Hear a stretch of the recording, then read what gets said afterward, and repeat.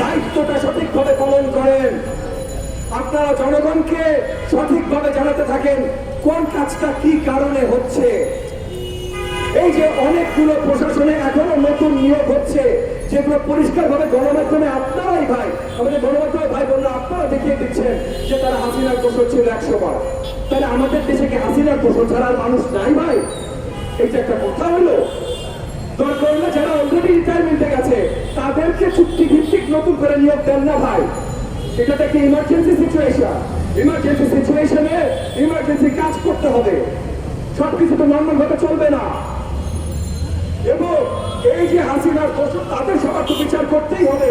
শেখ হাসিনাকেও এই দেশের মাটিতে ফিরিয়ে আনতে হবে।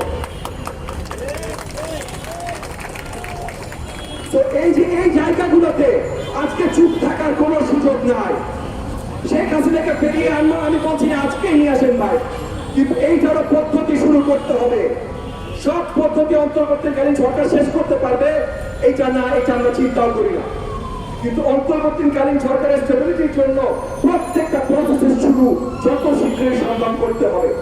এবং এই প্রসেসগুলো এই পদ্ধতিগুলো শুরু করার জন্য তাদের যদি কোনো ধরনের সহযোগিতা লাগে, আমি আজকে আবারও আপনাদের সামনে গণমাধ্যমের সামনে পরিষ্কার করছি, বাংলাদেশের মাটিতে হাসিনার দোষরের বাহিরে যতগুলো রাজনৈতিক দল আছে, যত রাজনৈতিক নেতা আছে, যত রাজনৈতিক কর্মী আছে, সবাই সারাক্ষণ প্রস্তুত এই অন্তর্বর্তীকালীন সরকারকে সহযোগিতা করবার জন্য। আমরা একবারও প্রশ্ন তুলব না আপনার সময় কতক্ষণ লাগবে কি কাজ করতে। আমি জানি অন্তর্বর্তীকালীন সরকার বারবার বলেছে যৌক্তিক সময়, কি বিষয় চুক্তি সেটাই যদি না জানি তাহলে যৌক্তিক সময় নিয়ে আলোচনা কেমনে হয় না, কি বিষয় চুক্তি সেটা পরিষ্কার করতে হবে। কিন্তু সময় নিয়ে আসলে আলোচনার বিষয় না, বিষয় হলো আমরা কি করব। অন্তর্বর্তীকালীন সরকারের দায়িত্বগুলো কি এবং সেই দায়িত্বগুলো পালনে তারা যদি চায় প্রত্যেকটা জায়গায় সহযোগিতার জন্য আমরা যারা তারাতে রাজি আছি। কিন্তু এগুলো তো ভাই আলোচনা করে করতে হবে। অন্তর্বর্তীকালীন সরকারে আমাদের সম্মানিত যে উপদেষ্টাগণ আছেন উনারা জানেন না ভাই কোন থানায় কোন ওসি দুষ্কৃতিকারী ছিল, কোন এসআই বা ওসি বা রিটায়ার্ড ওসি দুষ্কৃতিকারী ছিল না বলে সে ভালো পজিশন পায় নাই, সে প্রমোশন পায় নাই বা তাকে ওসি দিতে দেওয়া হয়েছে। এইগুলা কারা জানে ভাই?